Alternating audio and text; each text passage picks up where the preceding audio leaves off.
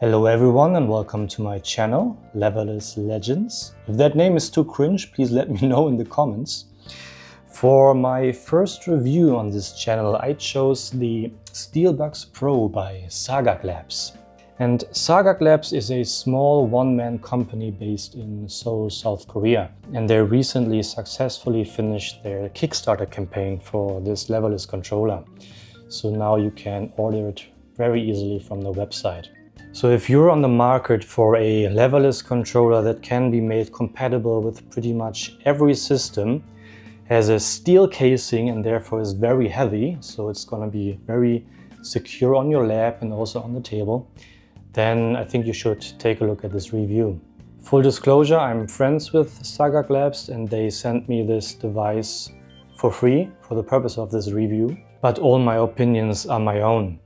So one thing that I should mention is that this particular device is actually the prototype. So there will be some smaller changes to the finished product. This sticker, by the way, is my personal sticker. This is not coming with the device. So let me give you some general information about the Steelbox Pro. The case, as I said, is made from steel. The entire device weighs about 3 kilograms, so it's really secure on your lap and also on the table. It won't move. Adding to that stability are rubber stripes that are on the back of the device. The size is about 300 millimeter in length, about 200 millimeter in width. And as you can see, the device has a little bit of a slope down. So it's about 30 millimeter at the top and about 20 millimeter at the bottom. So it slopes down a little bit. It's a really nice size. There's enough space to rest your hands comfortably on the device. There are no sharp corners whatsoever. So if you want to hurt yourself, you have to drop it on your feet, which will hurt. The connection is USB-C, which I really like. Here at the top, you can find your start, select, touchpad, and all those kinds of buttons. You have a small OLED display here.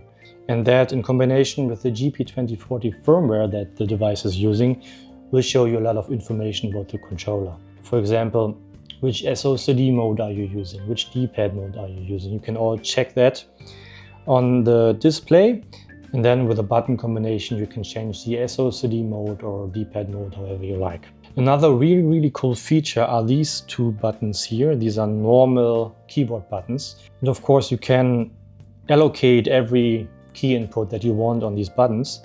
But the thought behind it is that if you're in a lobby in Street Fighter or in Tekken 8, for example, or generally in fighting game lobbies, it's always really difficult and uncomfortable to change camera angles. So essentially what you can do is you can put the D-pad or the left stick direction buttons on your direction buttons, and you can use the right stick to put left and right on these buttons. So you have a very easy time to move the camera in like battle hubs, which is really awesome. What about compatibility though? I told you already the device uses the GP2040 firmware, which nowadays is really used in a lot of controllers. So you either have like your officially licensed controllers, or you have controllers that use the Brook PCBs, where you, for example, have the Brook Universal Fighting Board that makes your device pretty much compatible with every system. Or many controller manufacturers nowadays use the GP2040 firmware. And the GP2040 firmware is by house compatible with PC, PS3 and Nintendo Switch.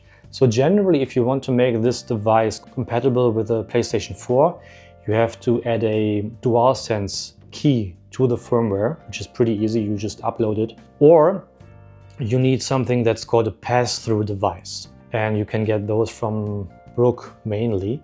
But another unique selling point of this controller, apart from the steel case and also these two buttons, is that there are 3 ways to make this device more compatible with other platforms, like PlayStation or Xbox, for example. On the PCB itself, you can either add the pass-through device from Brook via USB and hide it inside the case so it doesn't fall off while playing. Or another way to make it more compatible is to add the Brook Universal Fighting Board directly onto the PCB, or the Brook PlayStation 5 port. I'm showing you here on this little graphic where you can add these devices. On one you can add the Brook USB, on two you can add the PlayStation 5 board, and at 3 you can add the Brook pass-through device. So there are 3 options to make the device more compatible with other systems. The thing is, you have to decide between one of those 3 options. You can't use them all at once, but I don't think that is a big problem. I would probably recommend to just use the pass-through device because it is the cheapest option.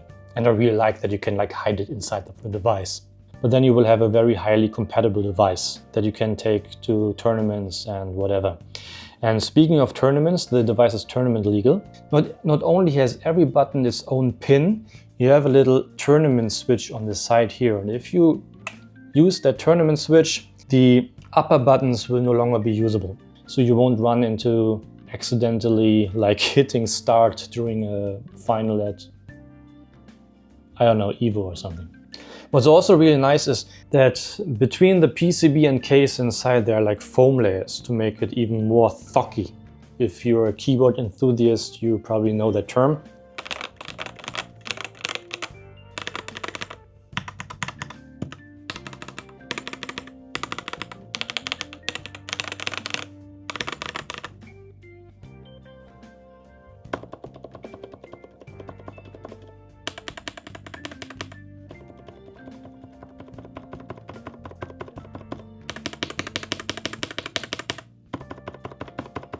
And while we're talking about the buttons, the switches that are being used are hot swappable MX switches. They come with the speed silver. Personally, they're a little bit too loud. I changed most of them to MX reds. Because the device uses a lot of RGB on the buttons, if you want to actually see that RGB, you have to make sure that you buy MX switches that are see-through, not the black ones that I actually have installed, so you can't really see the RGB lighting. It's not that big of a problem to me, but if you want to see the RGB, make sure that you buy switches that are see-through to make it to make the RGB come through, so to say. While we're talking about the button caps are 3D printed and they're very smooth to the touch. There's no, you can't feel no grain or anything. They're very, very smooth.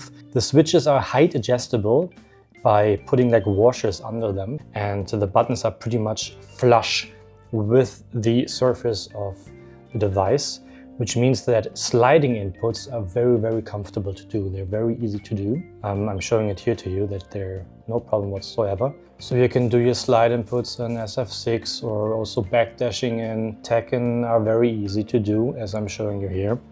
So there's actually only one thing that I personally don't really like about the controller. It's not really a negative, it's more like a preference on how I like to use the right thumb button. I want this button to be closer to the jump button so that I can hover my right thumb above that button, or put my thumb above that button. Because especially in Street Fighter 6, I'm using that button for Drive Rush and I want my thumb to be on top of that button all the time. It's a little bit difficult with this type of layout. If I want to put my thumb on this button in this configuration, I essentially have to move my thumb a little bit under my hand, which to me is uncomfortable. For me, the ideal layout has this button a little bit closer. But as I said, this is not a negative. There's a lot of people use these type of controllers differently. Some don't use these extra buttons at all. They just like to use the standard leverless layout. But that is something that you have to keep in mind. If you want to have your thumb on top of this button, then this is going to be a little bit difficult. So what about input lag? I don't have any way of actually testing the exact amount of input lag these devices have. But what I can say is that I don't feel any input lag while playing on PC. I've only played on PC. I don't have any consoles at the moment.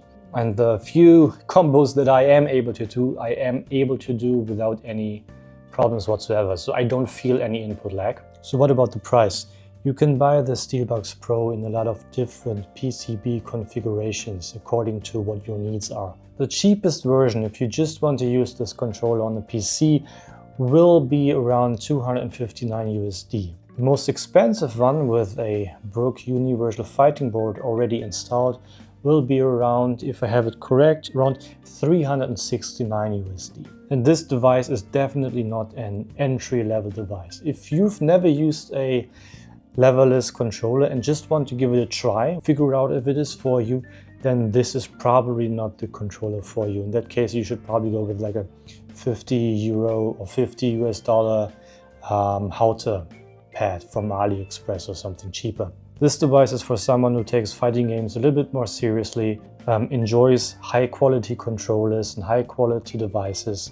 Overall, I really like this controller. It would probably be my absolute favorite controller if this button were a little bit closer down. Then I would play on this one all the time. That being said, if you like the layout, if you like the Cherry MX switches that are hot swappable, if you like the fact that you can easily adjust the camera in battle hubs, and if you want like a really hefty, very sturdy, very heavy device, then I can highly recommend this product to you. I put the link to Saga Collab's website in the description of this video. Please check it out. And if you haven't yet, like and subscribe, please. Especially liking videos nowadays helps a lot with the algorithm, and I have to grind now to get the numbers up on this channel. So please, if you enjoyed this video, if it was in any way helpful to decide on your purchase decisions, please leave a like and subscribe. Thank you very much and see you next time. Bye bye.